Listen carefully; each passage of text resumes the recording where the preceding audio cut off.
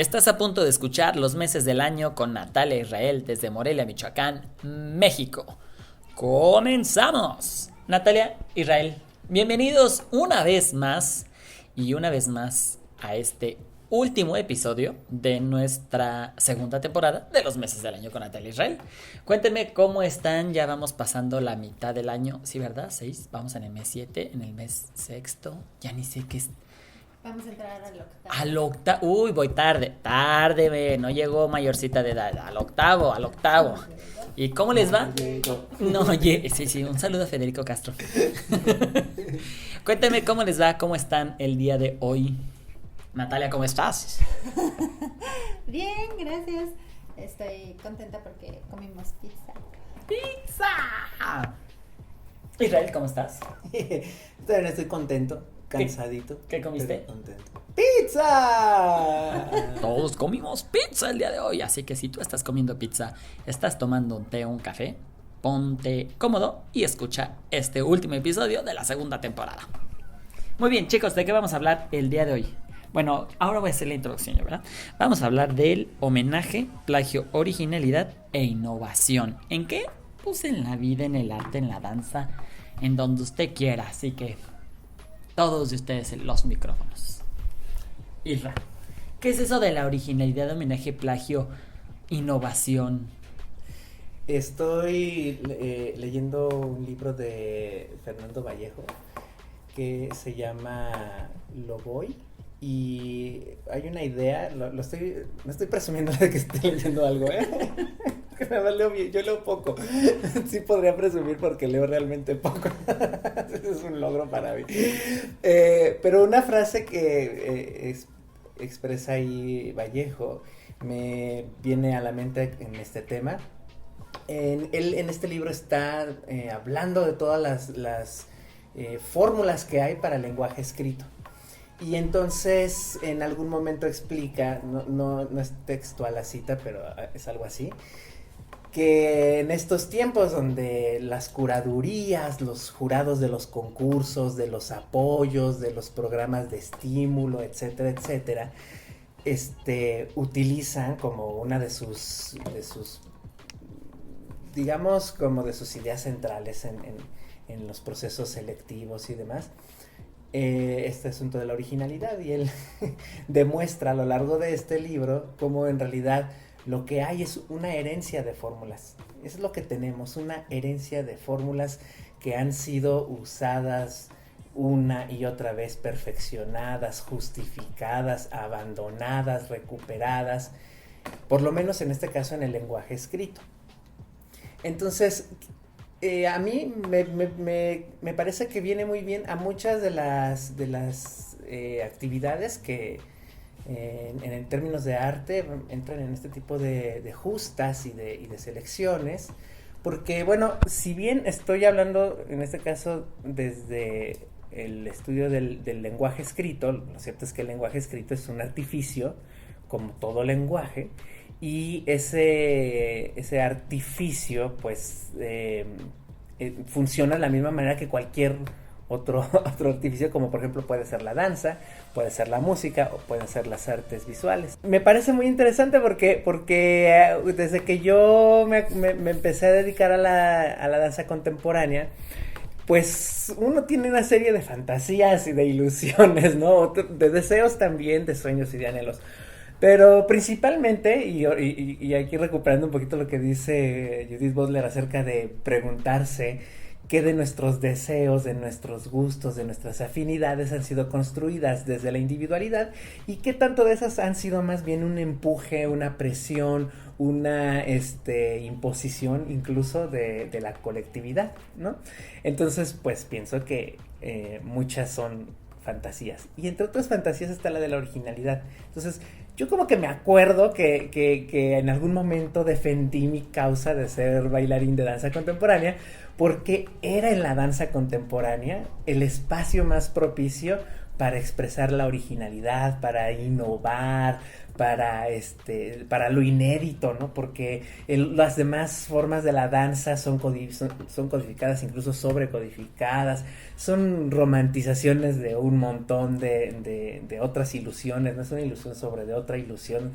Y en la danza contemporánea, según yo, no, bueno, han pasado los años y pues a juzgar por mucho trabajo que he visto, sobre todo mucho trabajo que he visto galardonado por las instituciones, pues no es tan así. O sea, el artificio del lenguaje dancístico funciona igual que el artificio del lenguaje escrito, y más bien hay una herencia de muchas fórmulas que son planteadas desde diferentes ángulos de acuerdo a las vivencias y de los saberes de cada persona y de las aspiraciones además de cada persona, ¿no? De tal manera que, por ejemplo, cuando yo inicié mis estudios de licenciatura por allá en el 2000, en Morelia era relativamente nueva la licenciatura en danza. Yo iba a ser de la cuarta generación, me parece, de la licenciatura de la Universidad Michoacana. Es muy poquito tiempo, o sea, estamos hablando de que para cuando yo entré a la licenciatura, al primer año de la licenciatura, solo había 3 generaciones antes que yo, y de hecho apenas egresaba la primera generación.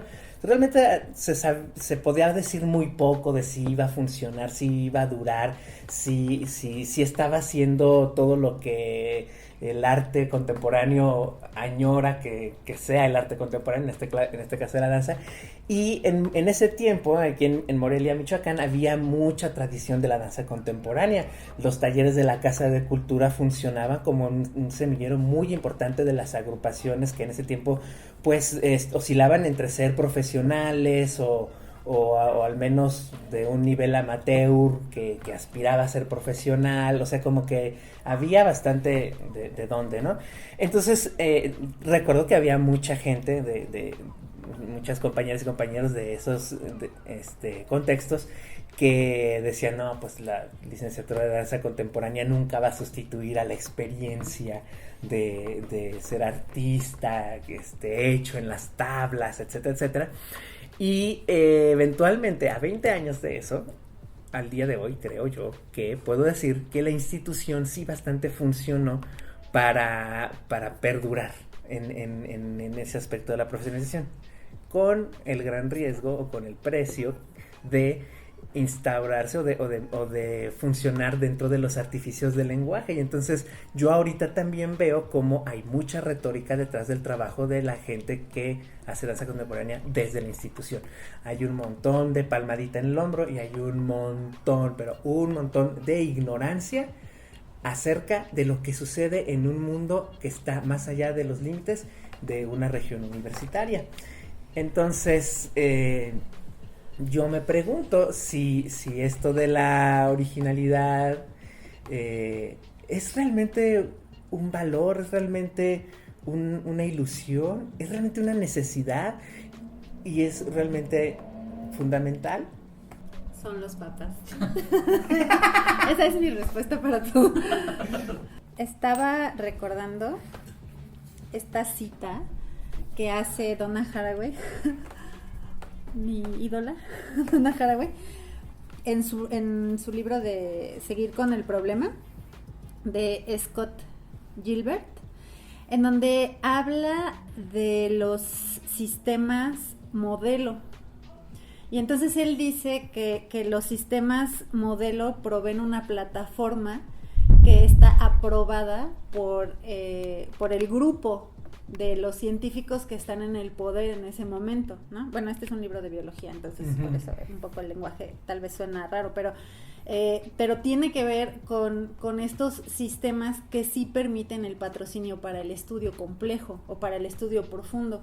Pero entonces lo que sucede cuando este sistema modelo se normaliza y se verifica o se certifica, por decirlo de alguna manera, en estos ámbitos científicos, pues pululan estos estudios, ¿no? Porque sí está aprobado por estos grupos de poder el estudio de estos modelos. Entonces, cuando la gente se sale de estos sistemas modelo, pues le resulta muy difícil acceder a estos apoyos científicos para profundizar en sus investigaciones, ¿no? Y sus investigaciones son vistas también como como si valieran menos que los sistemas modelos que ya están aprobados, ¿no? Lo que sucede también es que el sistema modelo va cambiando con la época, porque pues finalmente yo creo que este juego de poder, que es muy obvio en la política, sucede en todos los sistemas sociales, ¿no? Que si yo estoy de acuerdo en que se estudie el comportamiento del psoas, entonces todo el mundo le va a entrar a este sistema modelo, ¿no? De estudiar el psoas. O lo que pasó con la fascia lata, ¿no? De repente empezaron a pulular los exámenes y los estudios y todos estos artículos en los que se comprobaba la inteligencia de la fascia lata y pues muchas cosas que no se sabían. Y está padrísimo, ¿no? Pero de repente todo se trata de eso, ¿no? Y es aprobado porque tampoco rompe mucho la norma, ¿no? O sea, está dentro de la normatividad. Cuando se quieren estudiar modelos que demuestran la colaboración de las especies, pues cuesta un poquito más de trabajo, porque hay que ir a sistemas microscópicos que a la gente pues tal vez no le importan tanto, ¿no? Que no parece muy obvio o muy evidente el aporte científico a la sociedad. Entonces yo pienso que en el arte funciona muy similar, ¿no? Vienen ciertos modelos de técnicas o de estéticas en escena, en donde la gente pues aplaude, los políticos que están o las figuras políticas que están en el poder en ese momento pues están como de acuerdo en que se siga produciendo, y entonces pues las inversiones económicas se dan a estos modelos, ¿no? Y cuando te sales de ese modelo pues muy difícilmente vas a recibir un apoyo porque es raro lo que tú quieres investigar, ¿no? O no tiene mucho sentido para mí, o rompe con las jerarquías que a mí me conviene que se sigan estudiando, ¿no? O sea, porque sí rompe el modelo, entonces ese modelo a mí no me conviene. Entonces, yo creo que todo este tema de la originalidad, pues es como el traje invisible del rey, ¿no? Porque nosotros seguimos aplaudiendo la originalidad en donde no la hay. O sea, como socialmente, y a mí, bueno, yo no estoy de acuerdo en esta idea del gremio dancístico, porque creo que no existe un gremio dancístico. También son los papás. También son los papás. Como dijo Petra, yo soy mi propio festival. Pero bueno, yo creo que tenemos como esta ilusión, ¿no? O sea, es como una idea lejana, y es un imaginario colectivo, esta onda de la originalidad. Sin embargo, sí creo que sí podríamos pensar en la autoría, porque si no resulta que como lo original no existe, pues entonces yo puedo tomar el material, las ideas o no sé, como todo esto que tiene que ver con la potencia, ¿no? Que tiene que ver con algo mucho más profundo, y entonces lo capitalizo, ¿no? O sea, tomar ideas de alguien más para capitalizarlas, eso es lo que me podría parecer como un problema en este tema de la originalidad, tal vez. Y que ya lo hay y que sucede bastante, ¿no? El asunto de la innovación precisamente es creo que uno de los aspectos fundamentales va teniendo que ver con el momento, con haber hecho algo en el momento más indicado. Hacer eso en un momento anterior no va a ser tomado como innovador, incluso puede ser tomado como algo, como acabas de decir, que desajusta sistemas y entonces es más bien opacado, ¿no? Y hacerlo después pues ya no es innovación, ya es una repetición. Entonces también tiene que ver como con los momentos, y yo creo que no quisiera decir que es precisamente una suerte, pero sí es un azar, es bastante un azar. Podemos citar un montón de ejemplos de, no nada más en el arte, sino también en las ciencias, en la tecnología, de personas que iniciaron o dieron inicio o detonaron lo que en ese momento no fue tomado como algo innovador, sino hasta muchos años después, y muchas veces por otras personas, ¿no? Incluso personas que estando ahí un poquito alrededor dicen, eso como que está bueno, me lo voy a anotar, y ¡pum!, de repente sueltan el zarpazo, ¿no? Tienen como este talento o este olfato para saber en qué momento soltar la idea. Y hay una parte de mí que también en este asunto de la originalidad puede estar de acuerdo en que no es tan importante porque al final de cuentas no hay generación espontánea, ¿no? Entonces, ¿qué tanto estas cosas que yo incluso sostengo para mí mismo como originales, en mis adentros sé que solamente fue una articulación peculiar, ¿no? ¿Qué tanto la articulación peculiar es en sí originalidad? Porque al final es una articulación, es decir, es el tomar de aquí y de allá y montarlo de una manera de acuerdo a lo que yo veo de la vida, ¿no? A la rendija a la que yo puedo acceder de lo que llamemos vida o realidad o universo, pues, ¿no? Pero al final son una articulación. O sea, esa es original, porque bueno, original tiene que ver con algo que de origen, ¿no? Es genuino, es nuevo, es inédito, etcétera, etcétera. Entonces, yo por ejemplo me acuerdo, es padre como saber las historias de la gente cuando empieza a hacer sus obras coreográficas, por ejemplo, ¿no? Desde dónde parten, y por eso con Sergio era nuestro gran interés, siempre ha sido nuestro interés con el encuentro de creación gráfica, y de dónde viene, ¿no? ¿Cómo le haces, ¿no? ¿En qué momento supiste que esa era la idea apropiada o la decisión apropiada? Y eventualmente es muy difícil de explicar. Y a lo largo de los 6 años que hemos llevado a cabo el encuentro, nos hemos dado cuenta que hay bien poquita gente que realmente lo logra decir, bien poquita gente, y de esa poquita gente no están necesariamente incluidas personalidades de mucho renombre, ¿no? O sea, aquí a lo mejor esto que estoy diciendo está comprometiendo el proyecto. Me parece que eso tiene que ver con esta infantilización del artista, sobre todo del artista de la danza. O sea, yo cada vez que empiezan con, como dijo Isadora Duncan, si lo pudiera explicar con palabras, no lo vería. Una cosa es que las palabras no puedan explicar algo porque necesariamente ninguno de los artificios a través de los cuales nos expresamos van a lograr expresar la totalidad de un algo.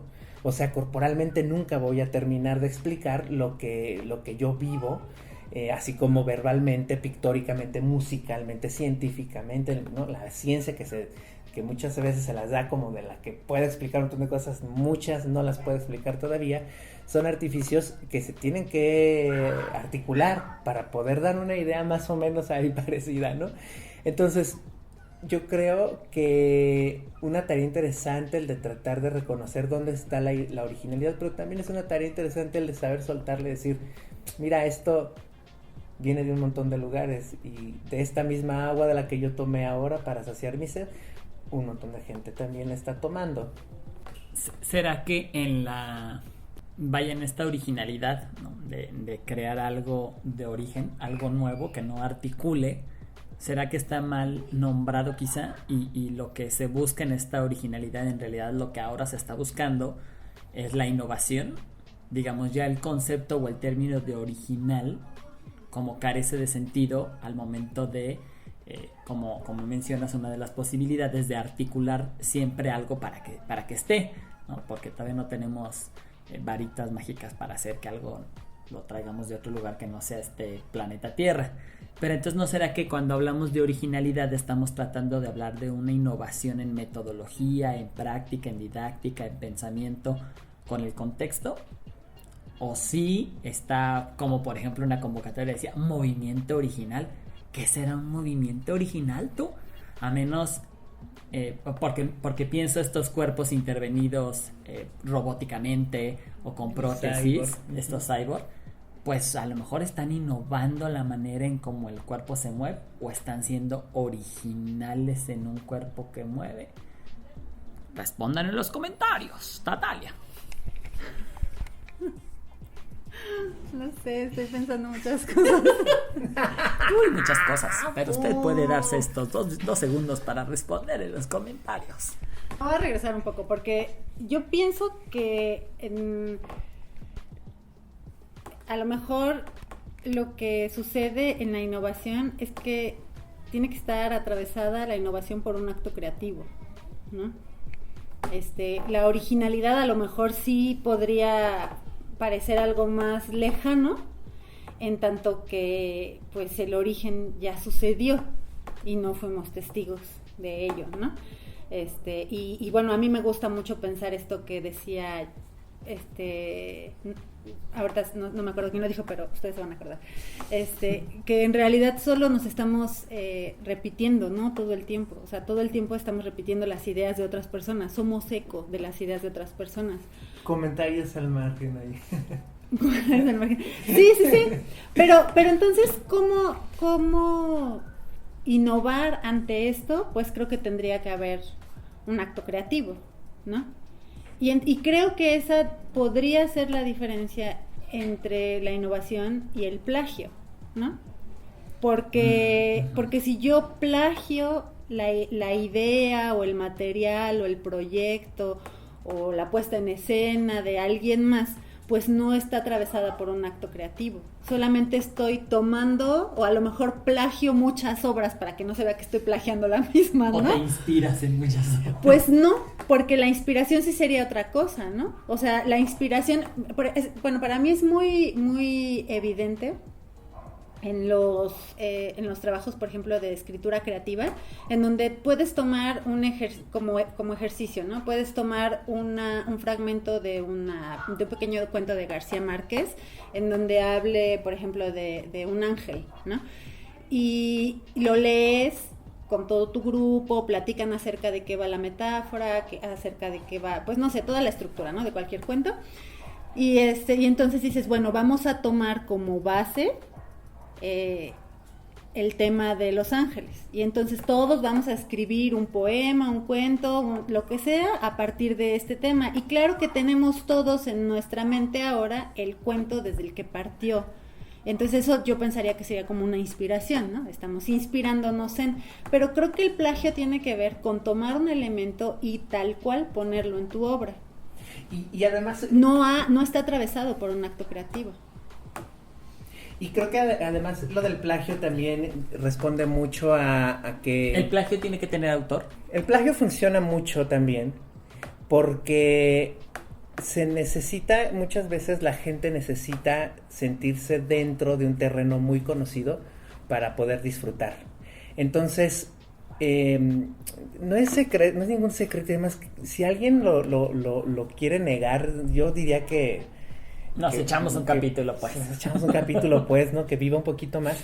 Pero sabemos que a lo que le llamamos arte, a todo lo que le todos los significados que todas las palabras tienen, han atravesado por un proceso que finalmente termina por instalarse por el poder, ¿no? Que puede ser el poder social en el mejor de los casos o en el menos peor de los casos, pero regularmente es el poder político y el poder económico, ¿no? Entonces, lo que la gente con dinero o lo que la gente con el poder político puede sostener y puede colocar es lo que va quedando como significado del lenguaje. Entonces, una obra de danza, por ejemplo, una obra de danza contemporánea innovadora, por ejemplo, no va a ser la obra en sí misma, va a ser lo que un grupo de personas allegadas al poder político o allegadas al poder económico van a colocar como una obra de danza contemporánea innovadora.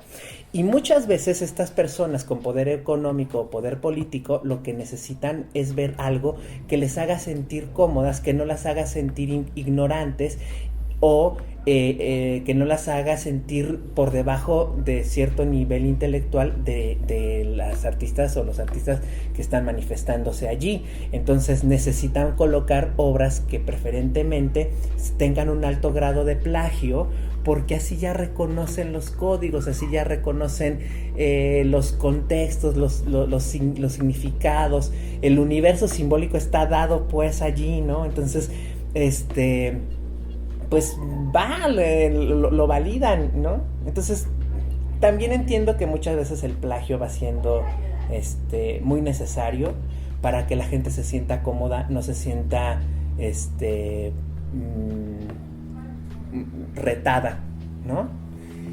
Muy pocas personas tenemos esta capacidad de sobrellevar el reto o el encararte, pues, ¿no? Con algo que no sabías, ¿no? Entonces, pues, el plagio funciona también y es parte del engranaje. También está bien como que se sigan debatiendo con los significados. Yo pienso que algo que es interesante es a la hora de no morir en el intento, pues puedes dialogar con el uso de esas palabras y entonces de repente tú también puedes defender que lo que estás haciendo es innovador, es original o es un homenaje. Y pues ya depende de la ética de cada quien y de la honestidad de cada quien. O sea, lo que decíamos hace rato, ¿qué te dice tu voz interna cuando te despiertas, no? ¿Con quién te despiertas cuando abres tus ojos, no? Yo creo que en la danza, yo no he tenido la experiencia de ver trabajos que se nombren desde el plagio, ¿no? Porque en la literatura es más común, o sea, en la literatura hay muchísimos proyectos en donde, o sea, por ejemplo, está esta técnica de tachar o borrar los libros que ya están escritos para generar un libro nuevo, ¿no? De hecho, existe un sitio, que era lo que les quería platicar, que existe un sitio que se llama pirateca.com y es un libro en donde se comparten libros, ¿no? Libros que son libros originales, pero también libros que han sido reescritos. Y yo creo que en la literatura hay como un montón de trabajo, porque bueno, sí les había también platicado acerca de los negros literarios, ¿no? Que son estas personas que escriben a nombre de escritores famosos, ¿no? Pero es un secreto a voces en la literatura que existen los negros literarios. De hecho, en la película de Hollywood, de Esto es Hollywood, o Bienvenido a Hollywood, no sé, en donde salen Brad Pitt y... Ajá. Es de Tarantino esa, ¿no? Sí. Hablan de los negros literarios, ¿no? Entonces,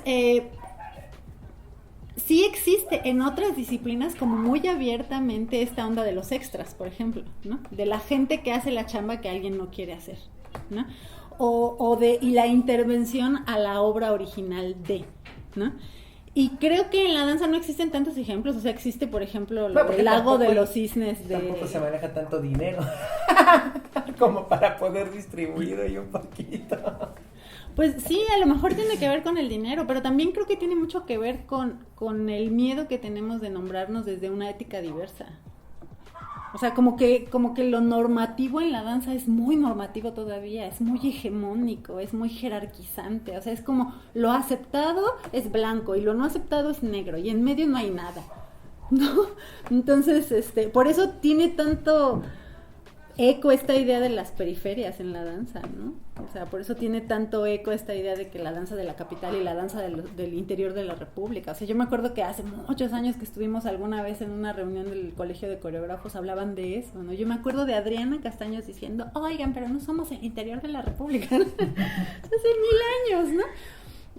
Porque creo que los lindes en la danza, los que son públicos, son muy evidentes y están dados de una manera muy marcada. Y en la literatura hay un montón de espacio, ¿no? Hay un montón de espacio entre lo que es además comercial y no comercial, pero además hay mucha literatura de culto y ahorita además hay muchas posibilidades en las redes, ¿no? En todos estos libros programados. Entonces, pero sí veo yo que están atravesados por actos creativos. O sea, no solamente es tomar y lucrar con ello, sino hay una resignificación, hay una reescritura, hay una relectura, o también hay muchos libros que de lo no sé cómo llamarlo, pero de lo físico se pasa a lo digital, ¿no? Y en eso hay una transformación, ¿no? Hay una escritora que tiene años escribiendo el mismo libro, pero todo el tiempo lo reedita ella, ¿no? O sea, todo el tiempo le hace cambios. Y entonces yo pensaba, ¿por qué en la danza no aceptamos estas figuras, no? O sea, ¿por qué en la danza no aceptamos estos formatos? Y decimos, ese güey siempre hace lo mismo. Claro. ¿No? Entonces, no sé, como que creo, o sea, por eso pensaba un poco en la diversidad Y eso que dices, se me viene a la mente que también son como derechos que se van ganando, ¿no? O sea, tú vas ganando, está tan, sí, como dices, está tan hegemonizado todo, que tú te vas ganando el derecho a algo en la danza, ¿no? Te vas ganando el derecho de romper las reglas, ¿no? Como por qué, no lo sabemos, pero te vas ganando ese derecho. No puedes como simplemente llegar y romper las reglas. No, tienes que haberte ganado ese derecho, ya sea porque bailaste ballet muchos años y entonces ahora sí puedes romper las reglas, o porque te formaste en una de estas escuelas centralistas donde pues ya por el simple hecho de estar en una escuela del centralismo, ya adquieres el derecho de romper cualquier regla, ¿no? Sin conocer nada. Y lo mismo como lo que decimos, repetirte a ti misma, ¿no? También es un derecho que te puedes ganar, porque ya eres como de un gran renombre, entonces te repites mismo. O tienes el derecho académico de un doctorado, qué sé yo, en el que tu investigación es acerca de ti misma, ¿no? Y te repites a ti misma. Son cosas que te vas ganando como derecho, pero no son resultado del preguntarte genuinamente, ¿cuál es mi problema? ¿No? ¿Cuál podría ser el principal problema de las personas en este momento, por ejemplo? O sea, siempre hay muchos problemas, pero yo creo que poco a poco vamos descubriendo que van circulando alrededor de preguntarse qué es esto a lo que le llamo real de mí, y todos los efectos psicológicos y emocionales que eso conlleva, que este interlocutor imaginario que hablábamos hace ratito, ¿no? O sea, como yo me imagino que voy a defraudar a alguien que no conozco, ¿no? O esta presión que hablábamos de los deportistas de las Olimpiadas, es que la gente espera mucho. ¿Cuál gente? Yo no, te presento a mí que no. Sí, ¿no? O sea, ¿cuál gente? Ese interlocutor imaginario que nos dota de realidad, ¿no? Un imaginario que nos dota de realidad, y entonces a partir de ahí también estamos tratando de resolver algo nunca antes visto, algo que realmente sea innovador y original para un interlocutor imaginario, y a lo mejor es un lugar afortunado porque el interlocutor, entre comillas, real es la institución, y la institución está muy llena de gente que lo único que quiere es sentirse bien, placenteramente bien, inmediatamente bien, con su lugar de poder económico-político. Ay, qué interesante, muchachos. Me quedan muchas preguntas, pero esas las compartiremos para que quien nos esté escuchando en las diferentes plataformas las responda. ¿Qué más? ¿Qué sucede entonces con los homenajes? Los homenajes son un reconocimiento al plagio, un reconocimiento a la originalidad, un reconocimiento a la persona, a esta figura que esperamos o que quisimos o que fue lo que nosotros decimos que fue. ¿Desde dónde ocurre el homenaje? Muchas ideas, pero bueno, muchachos. Creo que en donde sí es más común y además es explícito y aplaudido y así, el homenaje es en el cine, ¿no?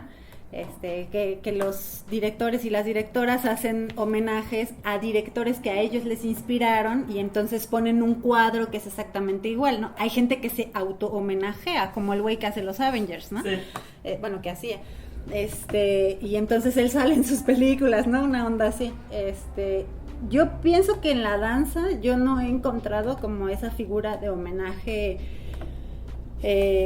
tan interesante, ¿sabes? O sea, yo, por ejemplo, lo que hice una vez fue que, como yo uso el tubo de Lamentation para dar clases, para que las alumnas exploren el movimiento adentro de la tela, pero además yo lo he revuelto, ¿no? O sea, porque Martha Graham tenía como su obra en donde hablaba del dolor y así. Pero yo, conforme lo he ido compartiendo con los grupos, pues se ha ido nutriendo de un montón de cosas que ya no tienen nada que ver con Martha Graham, ¿no? Entonces, bueno, pues eso es algo que yo exploro. Y como yo tenía el tubo, Eric y yo algún día dijimos, vamos a hacer unas fotos con el tubo, y entonces nos pusimos a hacer fotos, y nosotros dijimos que el resultado de esa sesión de fotos pues era un homenaje a Lamentation de Martha Graham, ¿no? Y es lo más cercano que yo he hecho de un homenaje a alguien, y me siento como cercana también porque pues es la técnica en la que me formé. He oído toda mi vida hablar de esta figura de Martha Graham, y entonces para mí tiene como mucho sentido meterme al tubo y explorar y hacer como mi propia versión de lo que resulte, ¿no? Y bueno, fuera de esa experiencia no he tenido ninguna otra experiencia con un homenaje. Oye, Natalia, descríbenos un poquito el tubo. Bueno, sí, el tubo es el tubo es una tela de licra que está unida de manera tubular. Entonces está abierta por los dos extremos y te puedes meter, se hace chiquita como una bufanda infinita, y te puedes meter, y luego cuando te desenvuelves adentro de ella, pues es muy amplia y te puedes extender como para todos los lugares, ¿no? Y de preferencia usa la de algodón, porque la de licra nylon se resbala mucho, pero es muy divertido. Además es algo que yo después descubrí que también lo usan las maestras de yoga para niños. Entonces en realidad se ha vuelto una herramienta así muy popular y muy divertida. A mí me parece que en la danza el asunto de la colectividad es algo a lo que es ineludible en el sentido de colectividad, porque el cuerpo ya estamos entregados a la colectividad desde nuestro nacimiento. Somos multitud. Somos una multitud, entregamos el cuerpo a la multitud. No tenemos manera de evadir o de eludir esa condición, y lo más libre que nos queda es, ok, ¿cómo coloco este cuerpo para recibir al otro cuerpo? Y ¿qué voy a hacer de mí con esto que ya hicieron de mí desde el momento de mi nacimiento, ¿no? Entonces, a mí me resulta muy interesante cómo el lenguaje corporal, igual que el lenguaje hablado, tiene mucho de anonimato y tiene mucho de cuán profundo impactó el otro cuerpo en el propio para sentir como natural, como orgánico en uno, la manera en la que otro cuerpo habló. Cuando yo tomé por primera vez Flying Low directamente con David Zambrano, sentí como que fuera mi lengua materna. Me impactó de una manera en la que yo dije, ¿en dónde había estado todos estos años, ¿no? A pesar de que ya había tomado clases de Flying Low con alumnos de David Zambrano, que es muy interesante, pero cuando llegas como a la fuente original dices, wow, ¿no? Sin embargo, por ejemplo, cuando yo tomo clases de Limón, de Humphrey Limón, con la compañía de Limón, para el proyecto en el que estuve trabajando, dije, ay no, yo prefiero las que nos daba Miss James, ¿no? Yo prefiero ¿no? Como los destilados, ¿no? Me venían mucho mejor, ¿no?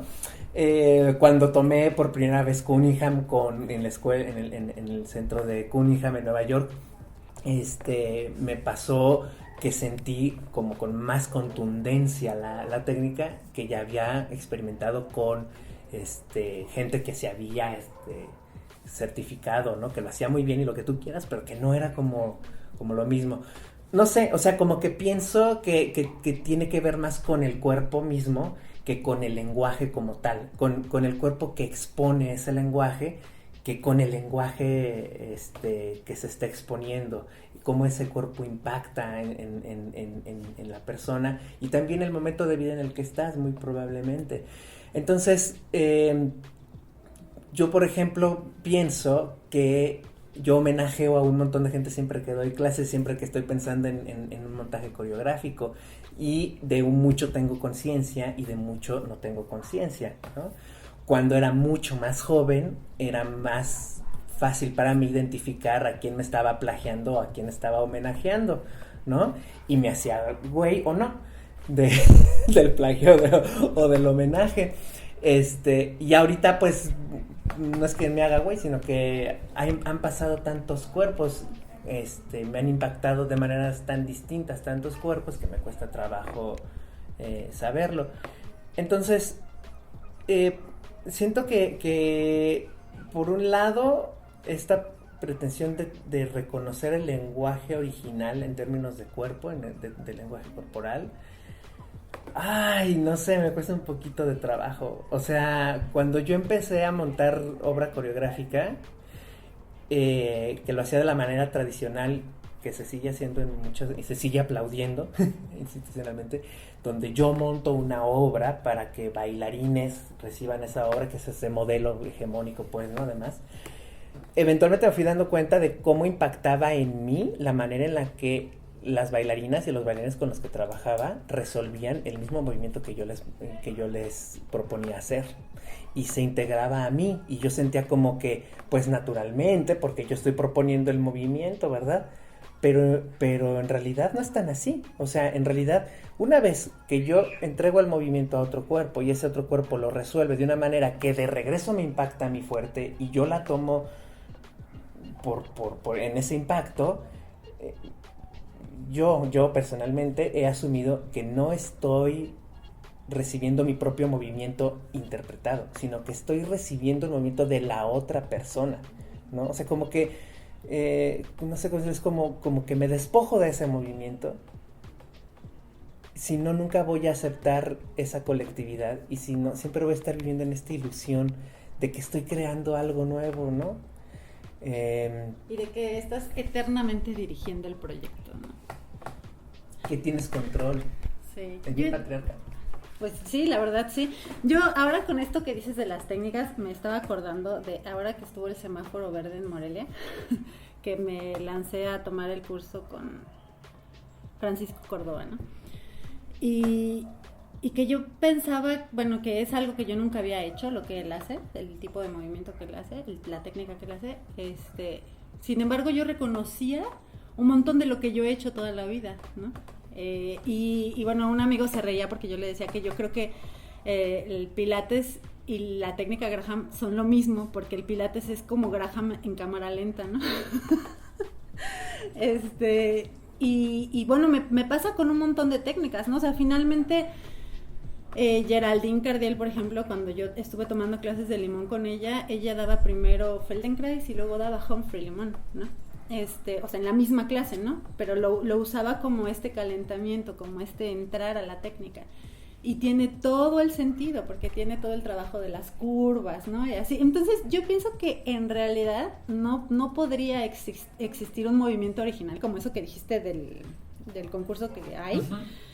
Yo creo que no podría existir un movimiento original, porque inclusive todas estas técnicas de la danza moderna, o sea, mucha gente, por ejemplo, piensa que el yoga es una práctica milenaria, pero como las asanas en sí, o sea, como las posturas de movimiento, pues no es milenario, ¿no? Es de hecho bastante moderno. Y las personas que inventaron esta versión del yoga en movimiento, pues tomaron un montón de cosas de la gimnasia que ya existían, así como lo hizo Joseph Pilates también. Y luego muchísimas de estas gentes convivieron en sus estudios, ¿no? O sea, Martha Graham con Joseph Pilates y un montón de gente que se conoció, que se hicieron amiguis y que compartían sus ideas, que compartían sus hallazgos, y entonces se fueron integrando a los diferentes métodos y a las diferentes técnicas. Y yo ahora que tomaba el curso con este chavo, pensaba que a mí me hacía recordar mucho al movimiento, ¿cómo se llama esto? El entrenamiento funcional, ¿no? Para mí tenía mucho que ver con el entrenamiento funcional, nada más que sin chinga, ¿no? Bueno, yo porque soy la más lenta del mundo, ¿no? Y el entrenamiento funcional en un gimnasio a mí me gusta porque siento que puedo controlar por dónde paso y así. Y en la clase de este chavo que era todo rápido, yo sentía que me daba de bruces todo el tiempo, ¿no? Pero también me hace pensar en la técnica Graham, ¿no? O sea, porque todo lo que hace el entrenamiento funcional, o sea, todo es sacado de las cuartas de Graham. Y esas cuartas también se manejan en Cunningham, nada más que les llaman triángulos, ¿no? Y en Horton, ¿no? O sea, en Horton está súper pesado el trabajo de las cuartas, ¿no? Y entonces pienso que no existe nada nuevo. Y entonces, como tratar de imaginar o hacer el intento de que la gente considere nuestro trabajo o nuestras propuestas metodológicas como nuevas, pues me parece muy complejo. O sea, me parece que incluso puede resultar como contraproducente para nuestro propio sistema, ¿no? Y entonces, hablando de, porque la originalidad pues tiene que ver con esta forma, en todo caso, creativa de articulación, ¿no? Y la creatividad pues tiene que ver con resolver problemas. Por eso pienso que mi pregunta es, ¿cuál es el problema, no? Y yo siento que ahorita el problema es cómo resolvemos a seres comunitarios que apoyen sostenida y continuamente las cualescencias de sus integrantes, cómo no se vuelva solo una presunción ser parte de una comunidad o de una academia o de un gremio o de un grupo, ¿no? Nos cuidamos entre todas, pero solo se generan leyes generales para funcionar, ¿no? Y hace falta preguntarse, ok, pues, ¿cómo le hacemos para que sí nos podamos apoyar cuando una de las peculiaridades de una de nuestras integrantes nos rete, nos cuestione, ¿no? Que es lo que es algo muy interesante por ejemplo, de los estudios de género, reconocer cómo las identidades trans, gay, bi, bla, bla, bla, cuestionan, enfrentan las normatividades hegemónicas. Y eso, pues, no es nada más en ese lado, está en todos lados, está en lo político, está en lo económico, en lo académico, en lo artístico, ¿no? Entonces, cómo la originalidad, en todo caso, como concepto, cómo la innovación y el homenaje pueden funcionar como ideas que no se nombren a sí mismas o que no sean un sentido en sí mismas, sino que realmente funcionen para resolver problemas. Lo original no va a ser esto excéntrico. Lo original es que de origen estamos resolviendo nuestra comunidad y sostenernos como comunidad.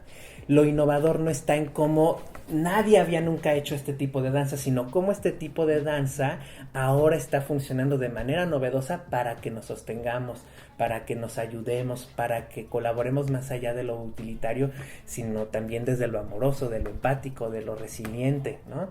Y entonces hago un homenaje a aquellos artistas que han procurado y que han buscado desde su forma de hacer danza estas maneras de sostenernos como comunidad. O sea, ¿cómo podría yo hablar de danza contemporánea? Y bueno, es que ahí los cuerpos siempre intervienen, ¿no? Y es un poquito difícil que tratar de expresarlo, pero ¿cómo le voy a hacer para que la danza que yo haga pueda hacer sentir al resto de corporidades que reciben esa danza confiados en que hay un lugar en la poética del cuerpo, más allá de la especialización, de la profesionalización? ¿Cómo esta danza que yo hago puede resolver esta pregunta de dónde están estos otros espacios donde yo me puedo sentir real y verdadero más allá de la institución, por ejemplo?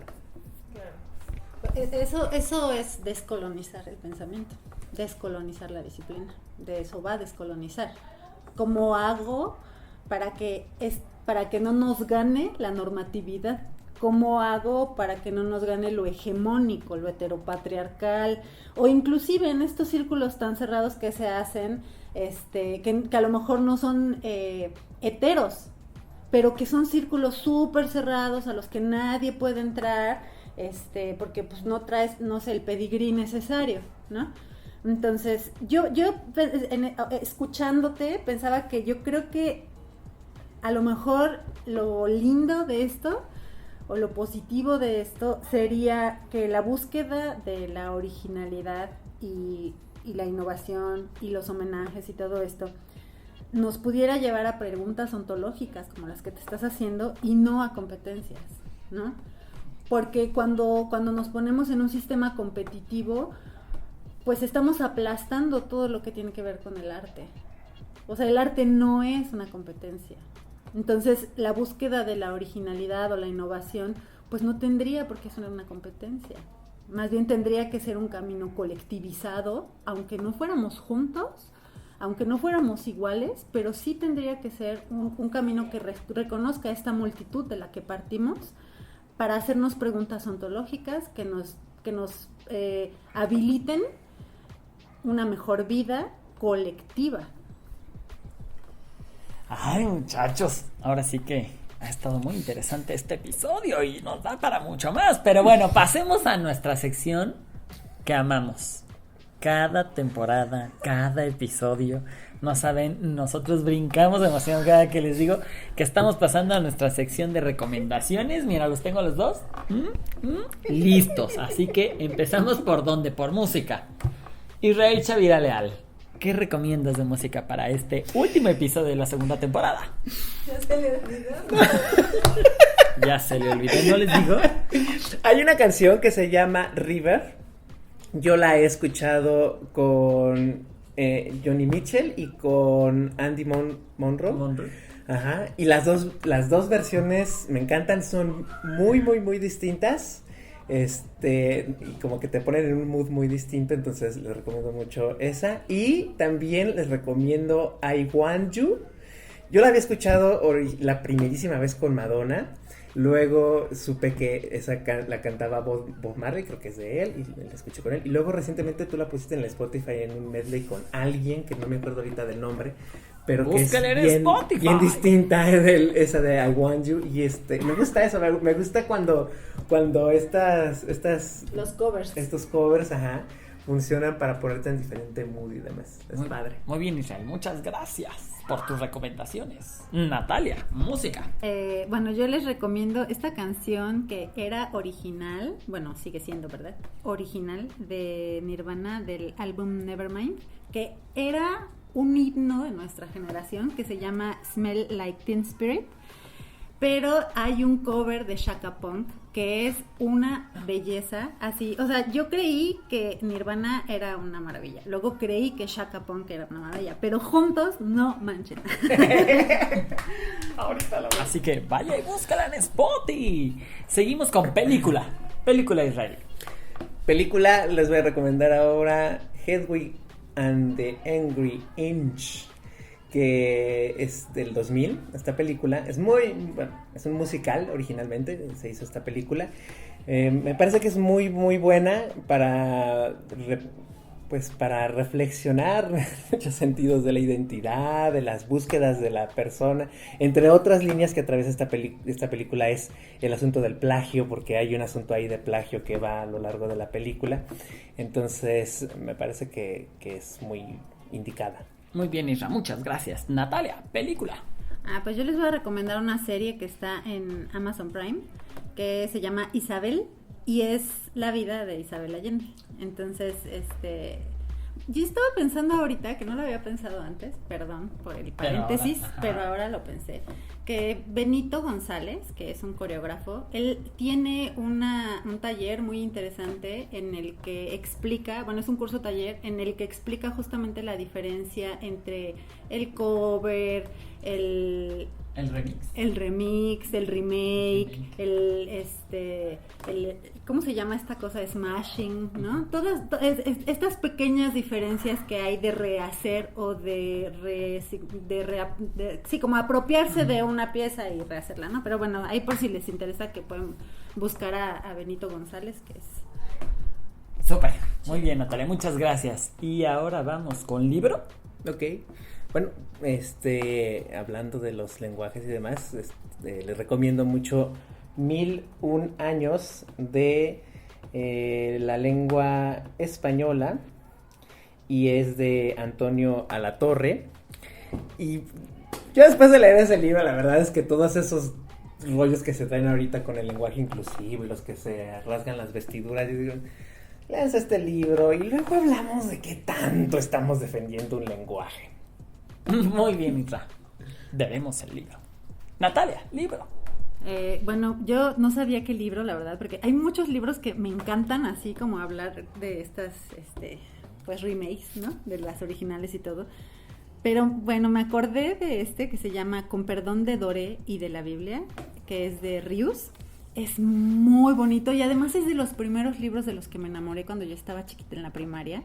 Que compramos en una feria de libro con mis papás. Es una maravilla de libro porque Rius interviene los dibujos de Gustave Doré que son todos estos pasajes bíblicos, ¿no? Entonces, yo me acuerdo que a mí o sea, yo podía pasarme toda la tarde viendo estos libros sentada sin hacer nada, ¿no? O sea, de verdad, búsquenlo, está increíble. ¿No lo repites otra vez? Con perdón de Doré y de la Biblia, de Ríos. Y creo que además Doré no era ilustrador. Pues no era ilustrador, era pintor, ¿no? ¿O qué? Sí, ¿O a sí. qué te refieres? Sí, o sea, como que estaba ahí. Pues es uno de los explorando. pintores más súper mega destacados de todos estos versículos bíblicos. O sea, por eso se llama Con perdón de Doré y de la Biblia, ¿no? Porque o sea, realmente, bueno, Ríos uno de estos personajes que rebasó todas las posibilidades de faltarle al respeto a la cultura y a la política y a la religión, ¿no? Pero bueno, a mí me encanta. Súper, así que búsquelo. Y por último, podcast, blog, serie. Natalia. Yo sí les voy a recomendar algo, pero denme un minuto porque ya lo perdí. Ok, bueno, les voy a platicar como una mini introducción que tomé un curso con Verónica Gerber y ella nos estaba hablando, bueno, nos dio como un montón de ejemplos de estos caligramas en internet, ¿no? Y bueno, está que se llama Poesía asistida por computadora de Eugenio Tiselli. Entonces, pues es una máquina de texto que está en internet. Y hay un montón de máquinas de texto que están en internet que son muy interesantes porque tú te metes y son programas, ¿no? Son como apps. Y entonces tú te metes y le das cierta información a la plataforma y la plataforma te genera poemas o te genera textos, ¿no? Entonces a mí me parece como muy interesante pensar en esta onda de la originalidad, ¿no? Porque tú puedes meter un poema de Sor Juana y de construirlo ahí, ¿no? Entonces, y pues además son plataformas que son programadas. Es una máquina la que te está dando una respuesta aleatoria tomando los elementos originales. Entonces, bueno, pues es muy, muy divertido. ¡Wow! Para ponerse a jugar y decir, soy todo un literario. Muy bien, chicos. ¿Algo más que quieran decir para cerrar esta temporada, esta segunda temporada del podcast Los Meses del Año con Natalia Israel? ¿Algo que quieran decir? Una última cosa que me gustaría decir es que estos espacios de debatir las palabras, su significado, los temas y demás, a veces parecen muy ociosos, a veces parecen muy pretenciosos, a veces parece como que quienes nos gusta mucho hablar de algo es porque tal vez lo hacemos poco y hay como una tendencia a dividir entre quienes nos gusta debatir y cuestionar y preguntarnos y vaya como contraponer incluso, polarizar también en determinado momento, y hay quienes están más dados a la acción, al hacer sin preguntarse tanto. Yo me acuerdo mucho en estas clases de danza en las que se te decía, no lo pienses, solo hazlo, ¿no? Y a veces pues es una buena estrategia. Yo mismo a veces en mis clases les digo a mis estudiantes, no lo pienses mucho y vamos, solo hazlo. Y es muy loco porque además a veces lo digo justo después de haberles explicado conceptualmente y demás, ¿no? Hacerlos preguntarse y cuestionarse. Y yo creo que eso tiene que ver con que a veces pensamos que hay una única manera de explicarnos a nosotros mismos, ¿no? A nosotras mismas. Y hay muchas. Y el problema del pensamiento disciplinar, de la tendencia disciplinar de las instituciones y demás, las instituciones ahorita se sienten muy porque a todo le ponen transdisciplinario, ¿no? O sea, ahora le ponen a todo transdisciplinario porque se dieron cuenta del fracaso y del fraude que eran cuando querían meter a las personas en una sola manera de explicarse a sí mismas. Entonces, con este tema de la innovación, la originalidad y demás, yo quiero invitar a nuestra amable audiencia, bueno, a las 3 personas que nos escuchan, que se den la chance de resistirse a la tentación de esta imposición institucional de que la manera en la que te explicas a ti misma tiene que ser por siempre, ¿cómo se dice? Perpetua, que tiene que ser perpetua y que tiene que ser como monogámica. Si tú quieres ser bailarina, no te cases monogámicamente con la danza, ni perpetuamente con ella, porque la vida no es necesariamente así. Natalia. Pues a mí me gustaría aprovechar este momento para darles las gracias por acompañarnos en todos estos episodios. Para nosotros es muy emocionante juntarnos a platicar, ¿no? Siempre es como, vamos a hacer el podcast y hacemos todo nuestro ritual alrededor de grabar el podcast, que es muy divertido. Y que ha pasado por un montón de lugares, ¿no? Presenciales, virtuales, ¿no? Así, hemos probado diferentes espacios también, que para que no se escuche mucho ruido, porque se escuchan los coches, que los pájaros cantan muy fuerte. Entonces, bueno, pues para nosotros es toda una experiencia y ha sido bien bonito darnos cuenta de que sí hay personas que nos están acompañando en el proceso, que nos preguntan. De hecho, este podcast está detonado porque una persona nos escribió y nos estaba preguntando como nuestra opinión acerca de la originalidad, ¿no? y el plagio y todo esto. Entonces, pues es bien bonito recibir sus comentarios, recibir sus felicitaciones, ver que comparten el podcast. Y pues sí, como dice Israel, yo creo que más allá de la pretensión, pues es nuestra locura, son nuestras ganas de seguir encontrando pretextos para darle, para seguir con el problema. ¡Plagio! Y nada, pues muchas gracias también. A Sergio no lo oyen mucho, pero es el que más organiza todo. Yo atrás del control, nada más diciendo, apúrele. ¿Qué pasa acá?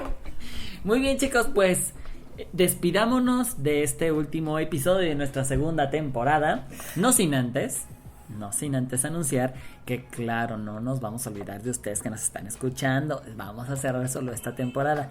Viene la tercera temporada de los meses del año con Natalia Israel, y en esta tercera temporada estamos organizando que tengamos invitados, así que si un día te quieres animar a estar en uno de los episodios y compartir las locuras, pues bienvenido, escríbenos y nos organizamos en uno de los episodios. Ahora sí, chicos, despidámonos. ¡Adiós! Acabas de escuchar Los Meses del Año con Natalia Israel desde Morelia, Michoacán, México. Síguenos en nuestras diferentes plataformas: Spotify, iTunes, YouTube, Anchor, iVoox y demás. Comparte el podcast, dale like, deja tus comentarios en la caja de comentarios, que nos pondremos muy pronto en comunicación contigo. Felices vacaciones. Felices vacaciones, feliz regreso a clases y chao. Adiós.